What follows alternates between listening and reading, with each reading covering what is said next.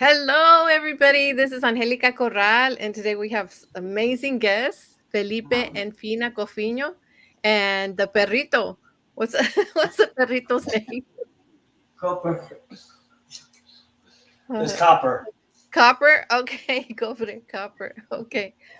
So I'm gonna let you introduce yourself, Felipe, because I know you've done so many things with human resources. You help people so they could have their careers going swimmingly. You give great advice, and I know that Fina was a Spanish teacher in the past. So I know that you're doing more. So I want to hear about all this other stuff. You do so many amazing things here on LinkedIn as it is, and you're a top voice here. And I just feel really honored and privileged to have you both on this show today.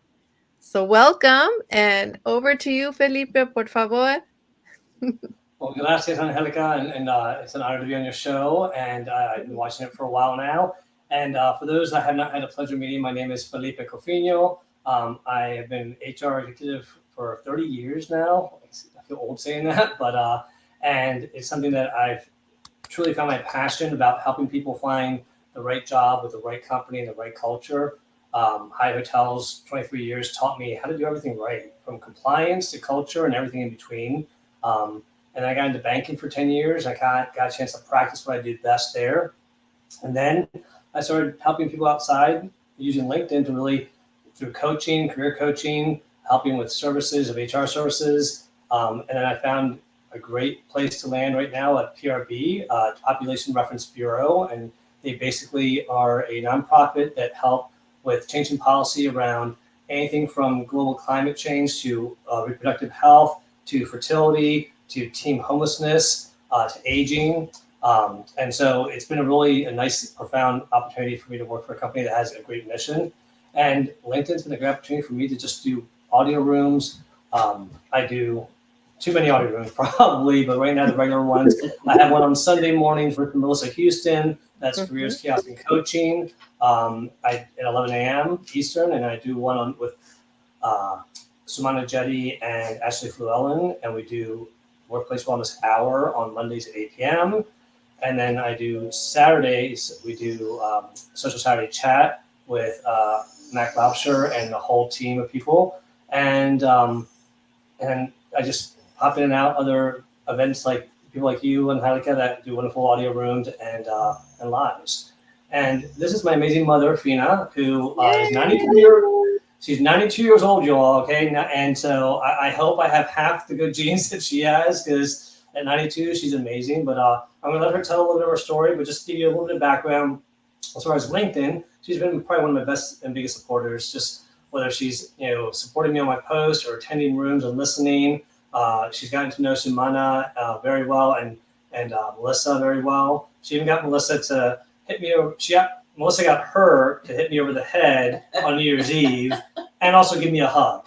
I don't know, but so she's gotten a chance to be like kind of like the LinkedIn abuela a little bit. I feel like, and she's very very savvy. I mean, she's writing her life story. She works. She has her Apple Watch. She has her iPhone. She has her iPad. So mentally, she's very savvy, and she just had a hip replacement. But I'll let her tell her a little bit of her story here as far as her life as a teacher and Cuba. Well, you want to start from Cuba, or do you want to start from teaching?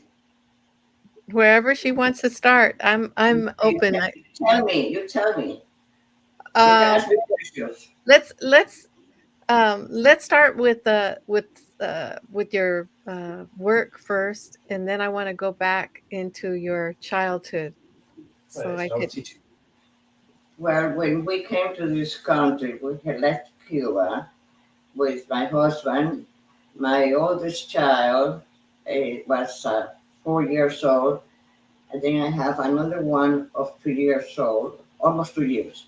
I'm 7 months pregnant of my third. So, and not a penny in our pockets. Then I decide they were asking me why don't I teach Spanish, and I decided, well, this country opened their arms to us.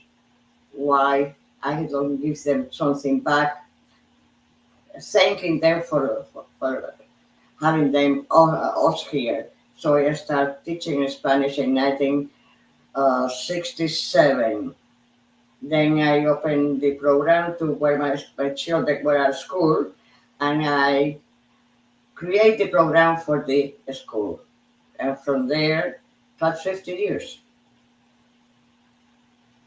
And she Wow. just retired at what age? 84. At 84 years old, she retired teaching. Wow. That just goes to show how much you love teaching. And Yes. I your never niece. thought I was going to teach. Was not my never crossed my mind until I came here to And this country. I gotta say, I think Uh-huh. teachers teachers are always like forever learners. They're always wanting to learn. I think she has that naturally in her. But as a teacher, and I know that I've gotten my love for learning from her just because she's. I mean, again, at 92, she's like, well, I want to learn how to do this, and so I mean, I hope I have that mindset at 92.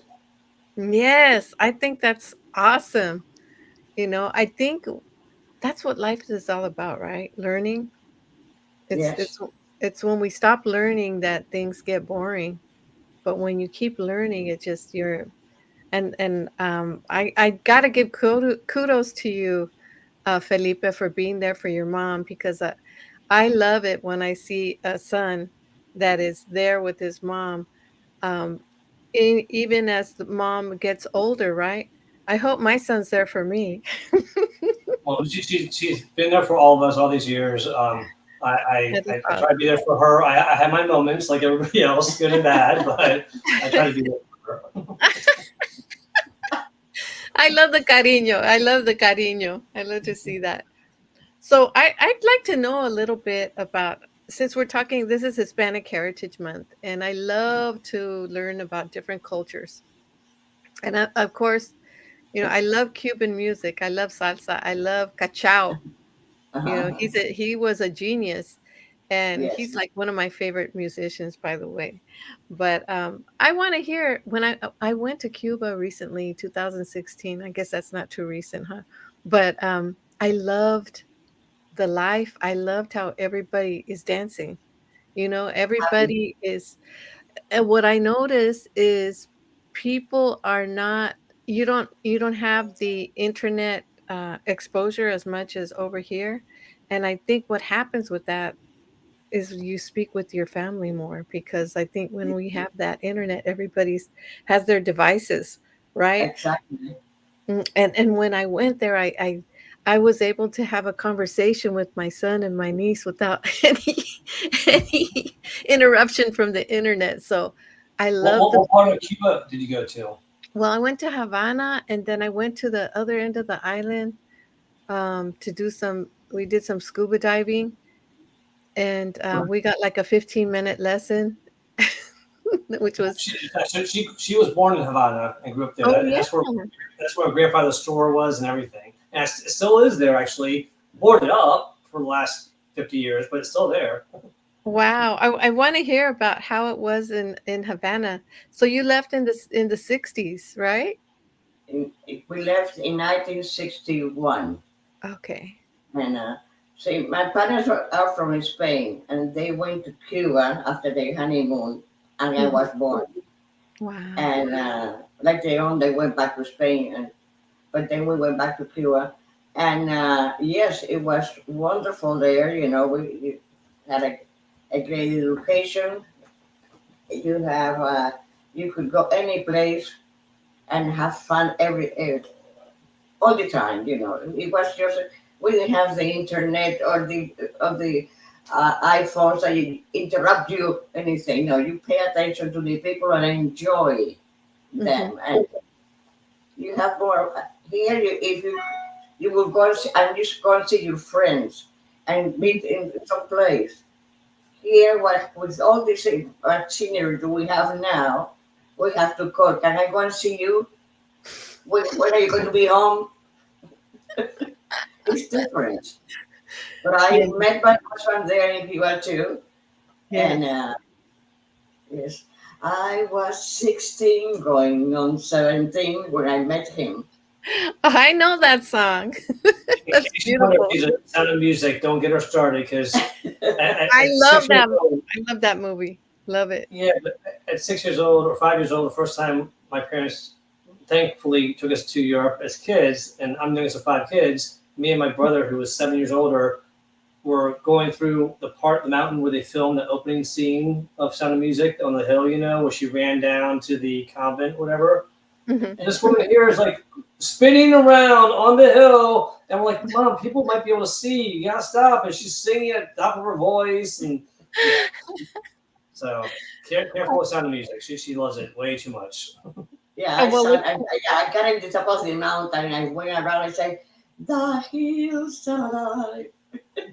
you have a beautiful voice, No, and no no, one. no, no. No, Yes, you do. I mean, some people can't carry a tune, but you definitely have a beautiful voice, and you thank just you. are. You're welcome. You're full of life. I think, and I think the older we get, the more we think we need to enjoy life. Why worry about Yes, what people say, right? Because I know when we're younger, we worry about that a lot, right? yes, we do worry about things, but my karma is chin up, a smile, and pull from the truck, no matter how heavy it is. Oh wow, I love it. Well, now I see how come Felipe does that. Oh, awesome. I love it. Sounds like you guys had a wonderful trip in Europe, and I think those are some of the things that families should do more of because we could spend our lives spend giving our children gifts, right? Yes, But there's nothing like those experiences that you get to. it's an education. Mhm. Well, and you get to appreciate all the different cultures. So when we talk about cultura, and I mean, Yes. about it from seeing it, in Germany to England Italy. to Italy to Spain to France. I mean, you get to see that everyone's different, and Mhm. especially compared to the U.S. And when you see that, you tend to appreciate different cultures more. Yes. When my It's son an went. education on the road. Yes, yes. There's something different about reading about a place and going to a place. You smell the atmosphere, you taste the foods, you talk to the people. That's really what makes the place, right? And Yes, absolutely. And my that is a gift that you can give kids. Is take them to places when they're young, and it is a huge gift. And we're very fortunate to have that. And so mhm. it's one of those things where it's about quality, not just like quantity always. Yes. It's funny when I took my son and my sister and I we took our children. He made comments about different places, but I remember what he loved about France. He goes, "Mom, the women are beautiful in France." And then he says and then he said when we went to Italy, um, the waiter um, rubbed my nephew's head like that and he treated him like family, and my son goes, "Hey, I like this place. They treat you like family here." So, he got to experience those things. So, tell me some of your experiences on this trip that you had in Europe that you remember that really stood out. I really like the Sound of Music, some of that, but I'm sure there's some other things that stood out to you. Can you I, remember I, some le- of it? I learned at 5 years old that my father spoke English when we were in England. I never knew he spoke English because my grandparents only spoke Spanish for the most part, and Uh-huh. all I spoke with them was Spanish. So my dad, a lot of times, and my mom would speak English, and well, most of our lives would be English and Spanish, but I guess dad only spoke in Spanish for the first 5 years because I never heard the man speak English until we were in England. So Because I had the rule at home that I said, okay, in the house we speak Spanish, Mhm. English, unless you can not explain something, you can say it in English. But otherwise, go outside. You have the TV, your friends, but inside our house we speak Spanish. So with the parents, we spoke Spanish. With Yeah. each other, Yeah. the brother and sisters, we spoke English. And that's wonderful because now look, now you're bilingual because of that. And Yeah. and Oh, knowing huge blessing. yeah, like some of those pluses, can you name some of those pluses of being bilingual? The Pluses of being bilingual.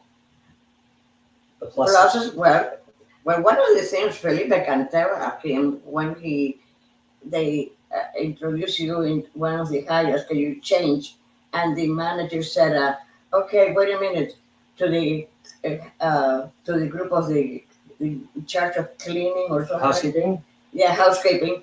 He said, "You have a problem. Talk to Felipe. He speaks your language. I don't." That's what he thinks.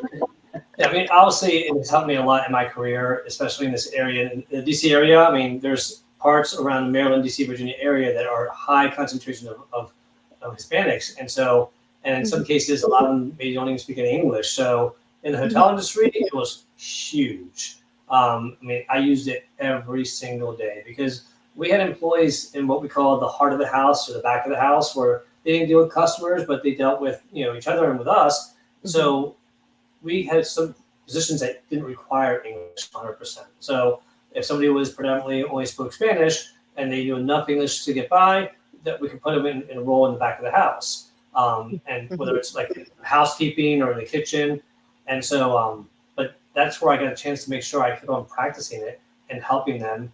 And I wish I spoke other languages because there are people from other countries who I wish I knew Chinese. I started learning French, but Your brother knows French. yeah. Our oldest one knows French, and when we were in France, he was our because my French is very little, and all, but he was completely. They thought he was from France. He self-taught himself French. I don't know how he did that, but it was impressive.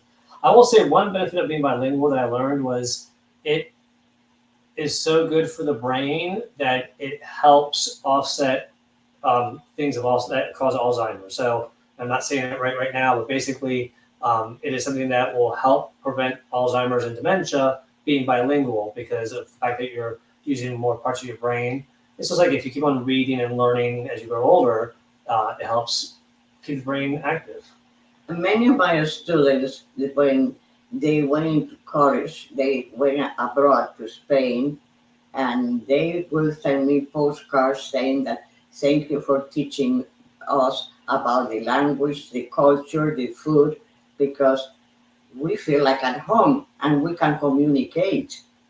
They were they were very many of my students were there, and all of them went into second year of most of them went into second year of language in Spanish in high school. And honestly, it helps get jobs. I know it's helped me get jobs, especially, it's always been a benefit. Not that I was necessarily Hispanic or Latino, it was that I was bilingual, that I actually could speak the language. And that And you really, could write it. and I could write it, not as well as I could speak it, but I could write it. My written and spelling are as bad in English as in Spanish. So, but also, being bilingual, when you go to other countries, it helped me so much to be able to ask people, do you speak English or Spanish? And just, I mean, that was always a saving grace because I found so many people that knew one or the other. So it really just, there's so many benefits. Yes, it's interesting that you guys mentioned that because you know we have a large Haitian population here that were refugees from Haiti, right? But Yes. they first went to Mexico, and then after they went to Mexico, they came to the States. So they speak Spanish. So whenever I do, sometimes I'm at the training with the parents, and we have a lot of Spanish speaking parents, but the Haitians understand more Spanish than they do English whenever we have parent trainings. So it's a win. And another thing that I learned because I used to be a medical secretary at one time, but I learned that Latin, knowing Spanish helped me with Yes. Latin because the words that they use, that the doctors use to describe different Uh, illnesses and things like that, you learn it easily because Spanish helps yes. because it's a Latin language, right? I did not enjoy learning Latin early on. Thank God they didn't make us learn it all the way through eighth grade. But the first years of Latin, I was like, no, we don't use it. There's nowhere I can speak it. Why do I need to learn it? But it's good for medical. I know it's good for medical. It's good for understanding the root of other languages, and I know there's For benefits to law, it. As a child, it's good for it made no sense. yeah. As a child, you're like, no.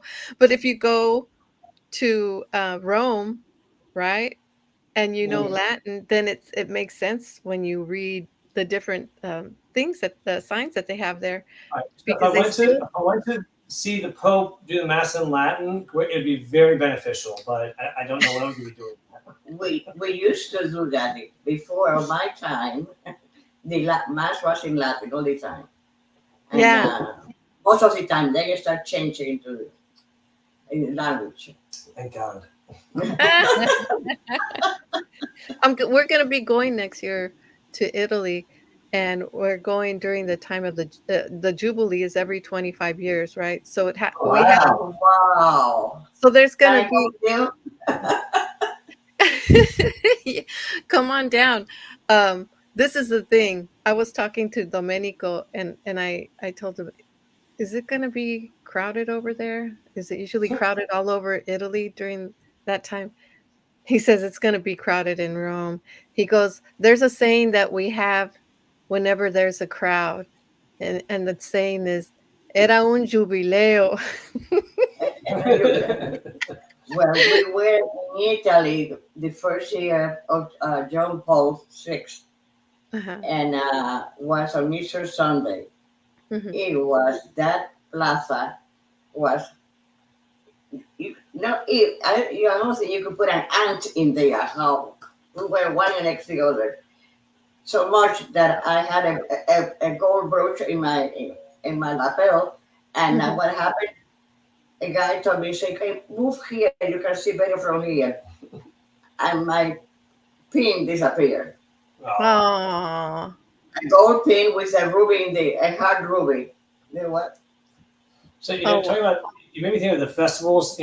One of the things that was great about those trips when we went on those trips was mhm, um, in Spain. So the northern part of Spain, called Asturias, is where my grandparents on both sides. So her parents and my father's parents. Her parents were in the mountains. My father's were in the valley, basically. mhm, And mhm. so when we were growing up, my father and mother had no interest in taking us back to Cuba, obviously. And I don't even think we could back No, then. yeah, we can go now. Now we can. But so we went to Spain and got a chance to see our relatives, my dad's cousins, and the Mhm. homes that we have there. And what was neat was they have an annual event there called Las Piraguas, a big Mhm. kayak race. And Mhm. it's for people all over the world participate. Yeah. It's amazing. Like even like the U.S. participates. It's international. Yeah, it's very international. Wow. And so, and this little town of like whatever 5,000 people turns into like 25,000 people. It's ridiculous. Every blade of grass is covered with a tent. People are just camping out, and you party like kind of like Mardi Gras, 3 days and 3 nights. Yes. And the whole thing with the train is you can take the train to the start of the race at the beginning of the river, because the end of the race is at the town's bridge. Mhm. So for In whatever our town. yeah. So for whatever reason, when you get on the train, if you want to see the race take off, you can go all the way down to the river, but then you have to run back to catch the train, which is part of the fun. And so as kids, we all well, let's run back. And so you actually, and the train would purposely slowly go like 5 miles an hour. It's like just slowly going so that people can jump on because they know that's kind of the experience. And they Uh-huh. do that for about 10 minutes and then they take off. That Then is you awesome. What a don't magic. run down to the river. Wow. One of the things, in that trip where we went, Mhm. the about the a week after we arrived there, and they have to meet the whole family, a lot of family. Mhm. We were sitting down at dinner time, and my husband asked them. I said, "Well, how do you like being in Spain? How do you like your family?" And all of them said, "Mom, Dad, thank you for making us speaking Spanish at home. We can now enjoy the family and talk to them and have fun." Mhm. They Mhm. say, "Oh, they say, thank you for making us." And he was 6 years old. and he was able to communicate with everyone perfectly. And what's cool is that my second cousins, that when I was there 6 years old, Uh-huh. two of my cousins, Marta and Maria, they were 6 months old, and I remember like there was probably the first baby I ever held, you know, Twins. and yeah, they're twins, and so every 2 years we came back. So every 2 years we would see them growing up, and now it's been nice. We've gone back, and my kids have met her kids, Mhm. so it's neat to see that continue. And obviously now with Facebook and with Instagram and with LinkedIn, even it's a lot Yeah. easier to stay connected. And WhatsApp. So what part of Spain is your family from? The North, Asturias. If you if Asturias. you yeah, if you look at a map of Spain and you look at Madrid, Madrid's right in the middle, and if Mhm. you do a dotted line straight up to the very top of the coast on the top, Mhm. right there where it's called a little town called Riva de Sella. Yeah, Riva de really Sella. Basque country, and then it's an for Canada, and there is France. Yeah, it's west of Barcelona, but it's right there, and the region is called Asturias, which is probably some of the most untouched area of Spain that's not touched by tourism or anything. It's all still very natural and traditional. It's beautiful. Very That is. green, and a lot of beaches. Oh, wow. Now you guys make me want to go to Asturias. You have castles that they turned into like restaurants and Oh, wow. hotels, and yeah, it's really nice. That is the dream there. I love going to the castles and dressing up in Renaissance. Yes. So we're gonna now that we got a little bit about the wonderful background, we're gonna talk about what got you interested. But I guess we could start with Fina. What got you interested? Well, you talked a little bit about how you got into teaching Spanish, right? You wanted to give something to the country, right? Yes, I want to give back to them, to this country, the way they, I was pregnant, we didn't have money, and my child came. The first day that my husband went to work, he found a job in the university with a former teacher of him. Hmm. That day he left, I had to call him come back because I'm in labor. So to catch you up there, so when my oldest brother and my oldest sister, they're Roberto and Finita, they were born in Cuba. When Hmm. they left Cuba because of Fidel, obviously, she was pregnant with my sister Isabel, and then they went to Miami, and then that's where that story happened. And after that, they moved up to DC, and that's where my brother Eduardo and I were born. Nice, Miami. Miami is a is a Cuban capital of the United States. Yeah, Little Havana is right there. And Yes. all of that Cuban sandwiches. My father, he would travel a lot and do a lot of business in South America, Central America, and in Miami. And every time he'd come back, in his suitcase, without fail, he'd have Cuban sandwiches in that suitcase. I love the arroz moro, but Uh, I love the plátanos maduros Yeah, with see, I love the sauce. It's like the garlicky oil sauce. yeah, it's good. Dip that in there, and I just had that last week at a restaurant over here called Havana, and they Har- also what's that? no, go ahead. And with it, I had some citrus chicken. So I know it's oh called yes, something else. well, we used to have that in Cuba too. I remember. So, every during Thanksgiving and Christmas, one Mhm. of the staples is usually At a Christmas Eve, Nochebuena. Christmas Eve, Nochebuena. It's usually frijoles negros with arroz con frijoles negros, and Uh-huh. that's one of the things that when you see black beans and rice, it's not a pretty dish. As a kid, you're kind of like, I don't want to eat that. It looks disgusting. Uh-huh. But boy, I mean, once you start eating, like it's so good, and just Eh, and uh, and all the kids, they all started complaining, and now they all love it. And we have also the pork. We suckling pig, a small Oh, suckling pig with a lot of garlic too. Mm, and like to sounds. mix a little Spanglish meal, if you will. You guys are getting me hungry here. You know, when I went to Cuba, one of the things that I loved is um, they have these uh, guys that make caña juice, right? So you Oh, know how we have refined sugar? yeah. That Mm. caña juice is like fresh sugar from the plant. Yeah, And I think that's probably the healthiest sugar that people could drink, that absolutely. right? And just, Because go ahead. no, no, No, it's probably 'cause my grandfather, who obviously was spent a lot of his life in Cuba. uh, When I was sick, do you remember the little Dixie cups that you used to have in the bathroom, the small little Dixie cups? mhm. When I was sick, he'd bring me a little Dixie cup with like a little spoonful of sugar. Like, here, it's healthy for you. I'm like, okay, I'll eat sugar, sure, no problem. But I'm like, but it was because in Cuba they had the Mhm. healthiest version of sugar. Here, it's all refined and it's all horrible for you.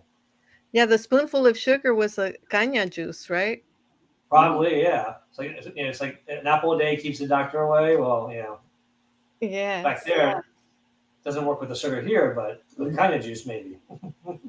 And the best mojitos are over there too. Oh, yes. Yeah. Ah, so now, Sofina told us a little bit about what got her interested in her work, and I think that that's such a beautiful story of wanting to give back. How about you, Felipe? What got you interested in human resources and in everything that you're doing now?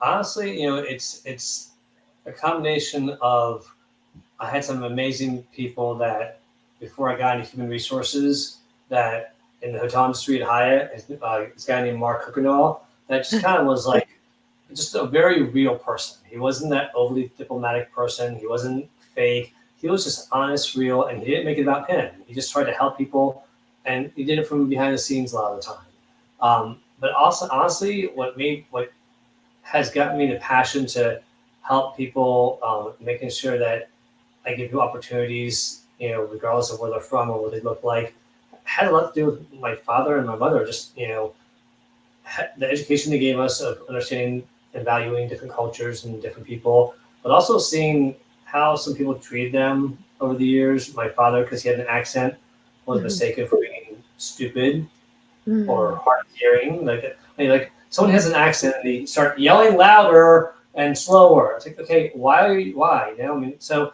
but it got to the point where it was very disrespectful. And then I Mhm. started seeing it in the workplace. Um, and I also saw her get kind of taken advantage of a little bit in her career with pay as being a female and as being Hispanic. I think she got taken Mhm. advantage of a little bit there, and so that kind of really motivated me to learn about what could be done, and it's given me a passion to learn as much as I can about the laws and the workplace and what I can do to make at least people in the workplace have fair opportunities and a good place to work that's also fun. That's one thing about Latino culture is no matter how serious the topic, we always have a little dash of fun in there. That's awesome. Well, it looks like you really did take a lot after your mom because she wanted to give back, and you're giving back too to those in the workplace that need help. And I tell you, you've been a help to me here on LinkedIn. Fina, I just have to tell you, when I have had a problem or something, he's like one of the first people that I'll ask. Because when you have that relationship with people where you feel that they care, you're going to talk with them, right? You feel that they're approachable, and I have to say that about you, my friend. Thank you for being there, and I'm sure a Well, lot of thank other you. people feel the same Yeah. way. You have a huge heart, and it's one of those things where you just you always hear about people like somebody like they are what you see is what you get, but you really are that, and you just radiate just warmth and kindness all the time, Yeah. Angelica, and I appreciate you for that. Now we can see the ones that you bring in talking with everybody and you how much you care. Thank You you. can see you're a very caring person. I can tell you right now that. So Thank just for you. I it's true. appreciate. I think it's important. Kindness is important, and caring for people. Yes. It's important for everybody. and life is too short to be any other way. Right? So, Yeah. Yeah. I'm going to ask you a hard question, and you might Uh-oh. not. Okay. I'm sorry, our connection's getting bad. I don't think I can after hear you. wait, What? after you guys said that I care, now I'm going to ask you guys a hard question. But you don't have to answer it if you don't want to, but Oh, bring it on. Bring it on. so if what is your biggest failure, Oh, and what advice would you give? I mean, it could be any failure that you could think of that people can relate to, but what advice would you give someone that's a that good has failed? question. That's a great question. In the spirit of this, and I'm sure if I thought longer, I could think of a lot more because I know I've had a lot. Um, and it's kind of like I don't know if it's a failure or regret. I did. I worked so hard teaching my daughter Spanish, and I just failed with my son. I was so bad with him. Like those first 5 years were just so crucial. Like I didn't do what I did for my daughter and talking to him in Spanish all the time. I try to make up for it later on, but I just if you have a child and they're young, that's like the best time to teach them Mhm. Spanish or another language. And Mhm. it's like once you lose that opportunity, you can still do it. It's just not as easy, and they're not as much of a sponge. And so I think that's the yeah. I failed on that, especially knowing that I did so much more with my daughter. Sorry, Brady. I love you, buddy.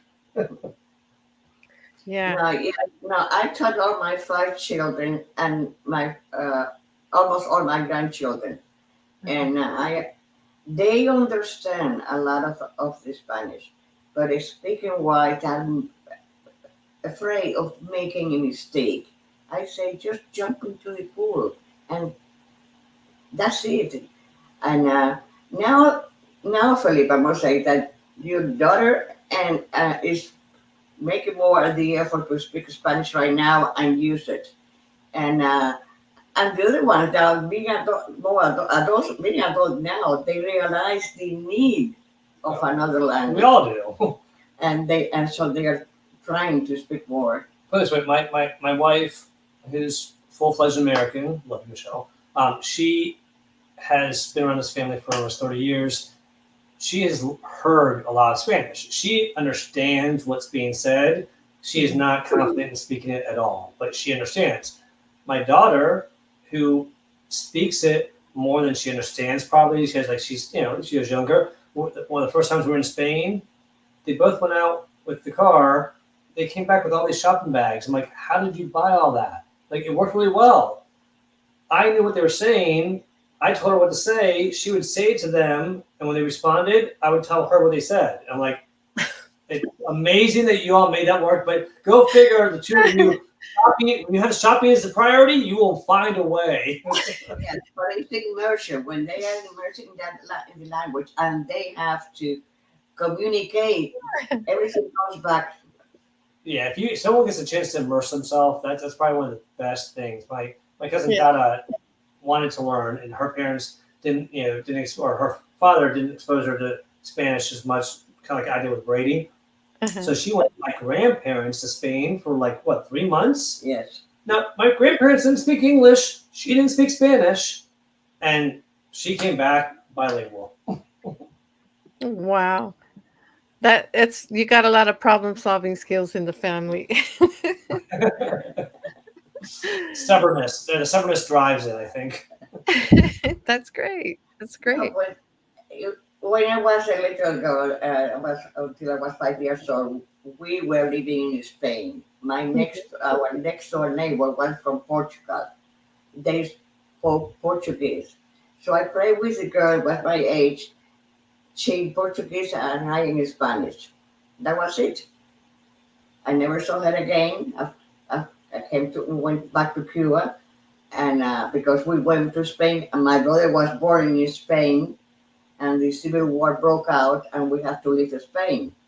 And well, my father is the one who had to leave Spain first. And the when I went with my husband when I was 55 years old to Brazil, in business, he was in business. I suddenly words in Portuguese start coming out of my mouth. And they told my husband, "What did you learn from your wife Portuguese?" And he said, "I've been studying Portuguese for 6 months. And she never studied." I said, "You know what? I realize now that when I was a little girl, some of those words, but to answer, the question can I answer in Portuguese. Well, Portuñol, I would say Portuñol, but it was half Portuguese and Spanish. But I was able to communicate with them. That's one of the things that I enjoy teaching, and I enjoy. I didn't want to retire at 84. I want to continue, but I said, well, I guess it's time. That's awesome. So I like. now she's writing her life story. Is what she's doing. She's writing Yeah, her book. Yes. that is wonderful. I can't wait to hear about all of that and when it comes out. And I like the Portuñol language. That's funny.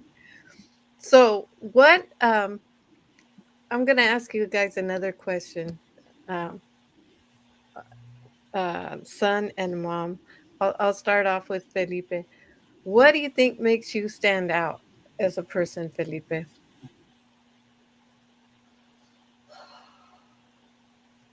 Did I put you on the spot? You want me to go to Fina? I think I don't know if the thing that really makes me stand out. I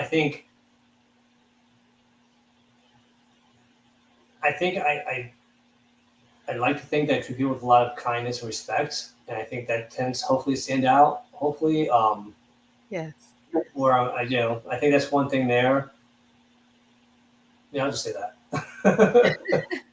Well, because the other thing that I stand out for probably isn't a positive thing, so I won't say it. No, no, you have a lot of. I think it's great to. I feel the same way. I feel that you exhibit a lot of kindness. So now, what does Fina have to say? Well, to me, is seeing those my students like the language, like the history, because I the only told how to speak the language. I talk to them about history. We have the Hispanic American month in every. We have a month of culture. I gave them find about you learn about painters, you about historic people, about every year was something different, and every class has to have a theme Mm. and a point to do something.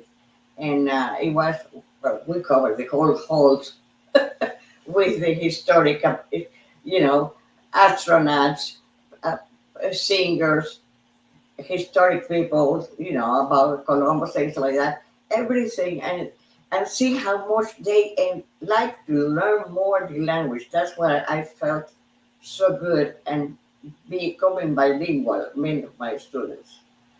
I One of the things that's uh-huh, unique okay. about her, Angelica, is that Uh-huh. as a teacher, first of all, most of us have a teacher that we remember, right? Yes. Now, but they taught us for 1 year probably, like a Mhm. second grade teacher or fifth grade. She taught students at the school from kindergarten every year until eighth grade Spanish. So they always had her every year for 9 years. And so the relationships she built were amazing, but she also related with people. That's what I think I try to learn is how to connect with people at different levels and just have different levels of interest and curiosity. Because she would sit there and talk about American Idol when it came out, or The Voice, or she talks about The Bachelor, or she's talking about the TV shows that are relevant. She would talk about that with the kids. And I remember my friends when we were in school, like, "Oh, your mom's so cool." I'm like, "No, she's not. She's my mom." But they all loved her because she would relate with them. For Yes. me, I didn't. I love my mother, but I did not like having her as a teacher because if I got in trouble, I got sent to my mother, and then my mother would say I get detention, and then Mhm. when I got home, I get in trouble again by my mother. I'm like, wait, you already gave me detention. No, that was your teacher. That wasn't your mother. So yeah, it wasn't. Because I was in charge of detention for a few years. Yes, lucky me. Mm. Mm. But yeah, no, but she definitely built a lot of great relationships, and I think that was something that made her stand out because she could relate to people. And again, she in one day she'd be teaching eighth graders, and then later that day she'd be teaching kindergarten class. So she had to constantly change how she was teaching, and that's not easy. And when I retired, they called Yeah. me from a high school, and I thought it was until the end of the year. And they say, no, it's to the end of the school year. I said, I said, well, I said, I'm sorry to break your retirement. I said, I haven't started yet. So you're not breaking anything. So after she retired from the school of 50 years, Uh-huh. my wife's school that she works at recruited Mhm. her to be a sub, and then the sub became part time, and the part time became a little bit of full time until the end of the year. Yeah. So, When so you she love made it. So 85 is really her retirement age, not 84. it. Well, I love how um so it sounds like Fina, you stood out in the way that you wanted to teach. You had a passion for helping the students become interested in Spanish. Which And I so you didn't know I have it. and you did it by teaching history at the same time, made it Oh, interesting. yes. Yeah. That was And part of it. you know what's funny is oh, go ahead. Go ahead, Fina. No, no, no. When I was teaching the history, especially October, the month, I said when the who discovered America, and then they said, well, Christopher Columbus, what year? I don't know. I said, well, what is that store that you like to hang out sometimes after the school to get a drink? 7-Eleven. I said, well, from the years to 11, even 6 and 11 is when Columbus, and they, Which now that's changed, of course, but yeah, now it's called another thing, but Yeah. I always relate something to them in order that they could remember. she would Mm. tie things. She would make us remember by singing songs. She would, whether it's learning how Oh, to say, learning how to roll your R's, learning how to remember the vowels. Like she always find a way of a rhyme or a song. I think that songs help you remember things, Yeah. and they and Like that the and it one, the stays. one for the R's was like R con R cigarro, R con R parir, rápido corren los carros, I'm sorry. cargado con azúcar al Yeah. ferrocarril. See, Yeah. So if you want to practice your R's, say that like 5 times and you'll get it there. and they will tell, we cannot roll the R's. I say, everyone can roll the R's. Well, Why? not everyone. But let's see what it's And then they said, it is impossible. We cannot do it. I said, can you say butter? I said, yes. Well, say butter. Repeat butter, butter, butter, butter, butter. I said, the idea is the bouncing of the tongue against the roof of your mouth. You are rolling an R already. So now say perro, perro, perro, butter, butter, butter. I said, you're right. I said, of course I'm right. I love that. I love that way of teaching. I remember that one of the commercials when I was a kid where they rolled the R's. It was ruffles have ridges. Oh yeah. But we That's have right. we have so many people with comments. I don't know if we could read all of these comments. Oh, I Oh, haven't even looked at any of them yet. Ariadne, Ariadne says Felipe needs more help. She's hilarious. Um, Oh, Ali, para. Ari, Yeah, Ali's the one who asked my mother when I stopped wetting the bed, apparently. Which my mother answered very proudly that all her children were out of diapers at 1 years old. So oh my goodness. Christy says hello. Kenneth says I savor the flavor of the awesomeness of is kind of long.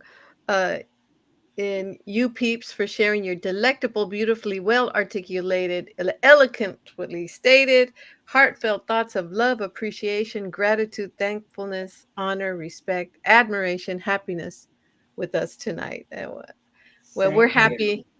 You're yes, we all say thank you. LinkedIn user says hola hola. Malik says hola LinkedIn user. Malik says always bringing quality people on the podcast. You guys are good. You guys are quality people. Hi, everyone. The Lisa says. Uh, LinkedIn user says, hi, Angelica. Hi, Felipe. Divine says, hello, loves. Oh, look at the beautiful vision here. Oh, that's so sweet. You're Oh, hi, sweet. Marcia. Hi, Nick. I saw I'm seeing the comments Are now. you see? You want to read a few of them, Felipe? Oh, my niece Elena's here. It says, love you both. Good job, abuela. So Elena Kilby is my niece. Uh-huh.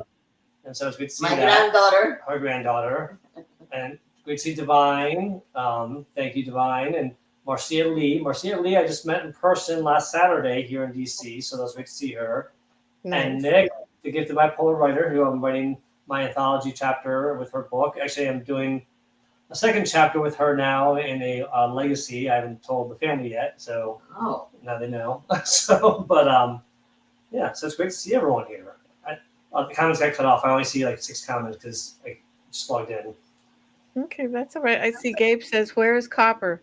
I need the real Oh, backstory. come here, Copper. Come here. Come here. Come here. Come on. Gabe wants to say hi to you. Come on. Oop back. Oop back. Turn around. Turn around. Copper. Copper's getting in. Why'd you wait me? Famous. All right. So Gabe wants to interview Copper, and so no, because here's the story: is I was on I want to say it was a Voice Your Vibe live stream, and it was on a Saturday, and it was one of the first live streams I'd done in a little while, and so I was outside in my back tent, and I was on this chair, and I was like, you know what? I was back in the green room, and so I went back inside the house to go to the bathroom. And when I came back, Copper was sitting in my chair looking at the laptop, and all I heard was Gabe's voice saying, "So Copper, do you prefer to run or skip? Do you prefer squirrels or do you prefer balls?" And I'm like, so I lean in. I'm like, "Hello." He's like, "Look, get out. We're talking to your dog." I'm like, "Excuse me." And then, of course, when he said squirrel again, Copper got excited and ran off. And ever since then, Gabe has wanted to interview Copper. So after 3 years, I said to him, "Yes, you can interview Copper." I don't know how it's going to go, but we'll see. That is so cute. Oh, yeah, here he is, Gabe. Gabe. Say hi. Hi. Don't say you didn't say hi. Hi, Copper. Beautiful, beautiful puppy dog. Kenneth says, Gabe Leal, do you see the unicorn? Do you guys have a unicorn there? No. Where do you see a unicorn? I don't either. Do you have a unicorn? I don't think I have. This says Casa Cofiño, and that says Papi. I like Casa Cofiño. That was the name of the department store that my grandfather had in Havana. Nice. And it was a men's clothing department store. It was it was the biggest department store in Havana. And it was very successful until they left because of Fidel. Yeah. Smart.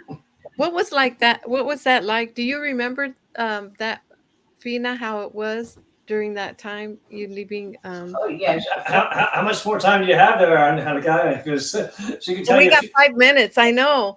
We're chapters of her book right there. We're gonna have to do a part 2 because I have a lot of questions, and we just went through 3. Yeah, you guys are too interesting. Go ahead, Fina.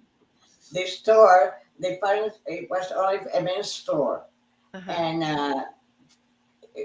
for Father's Day, you couldn't walk in that store because it was full of people for Father's Day buying presents. And that's when my father had gone to see his mother one time. She had a heart attack, and he left quickly. And he had it's another part of another story I have to tell you later, another day. And so my father sent me here to the United States for a year, and I learned English, not perfectly, but I can communicate. And then he took me to the store, and that's where I met my husband. And The store was my dad's father's store. Okay. my husband was working that day. Everybody, excuse me, well, we're working. And they introduced me to him, and I look at him and said, "Ooh, that's a handsome guy." And right there, I fell in love with him. And how old were you when you first met him?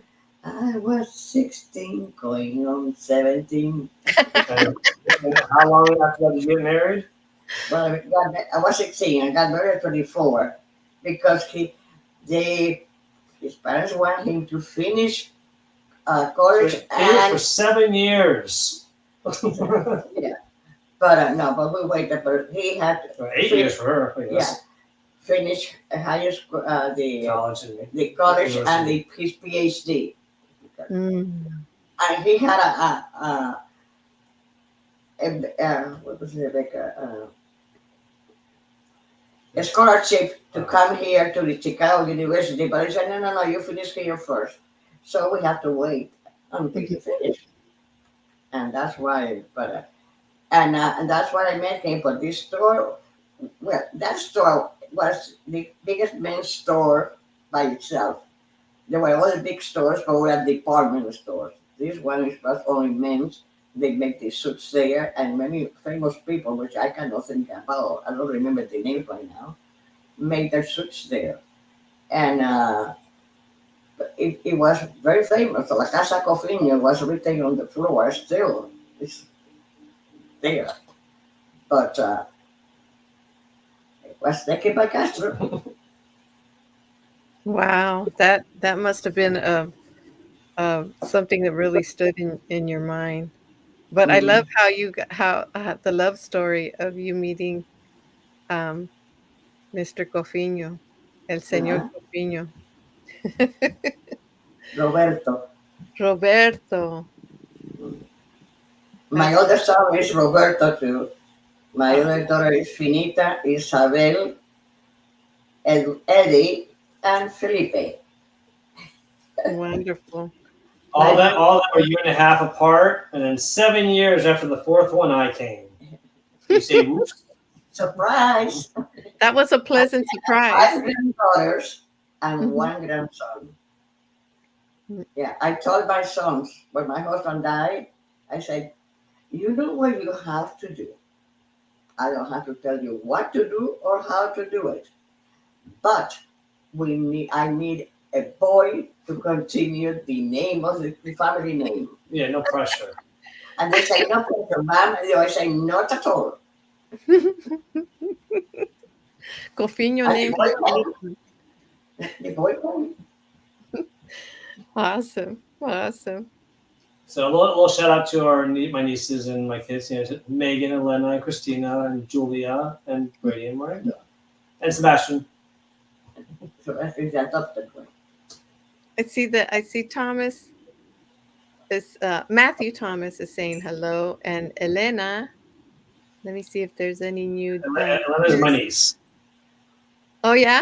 Yeah. Oh. And my granddaughter, one of Uh, my beautiful granddaughters. ah. Well, Adi, does not surprise me that you like the sound of music.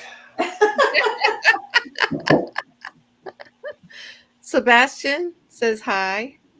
Uh, Oh, smashing on? Oh, I can't see all the comments. They're not coming through for some reason. Oh, yeah, I met him. Yes, Sebastian came here. So Sebastian traveled to DC and he had dinner with my mom, and Yeah. nice. I won't let's just say they had a very special conversation that I can't even share it right now on LinkedIn Live because it was just that it was entertaining, it was honest, it was educational. He was, Mhm. No, don't say a word. No, don't. No. Oh, there has to be a part two now. we enjoy it. Let's just say I that miss him. he bonded with my wife and my mother very well, and it was just we had a fun time. And he's a great guy, great guy. He's a great guy. Yeah, And hey, Damien, I just saw Damien. Nice. Noni's here, Basant, Oh, and Ronnie Pepperoni. Jay, I can't see Ad- all these comments. I don't know why. Arif, Jessica. and Ali, Nick, and like I think you mentioned Nick earlier. I Yeah. and Adi's got she has the last she says I love her with that musical reference.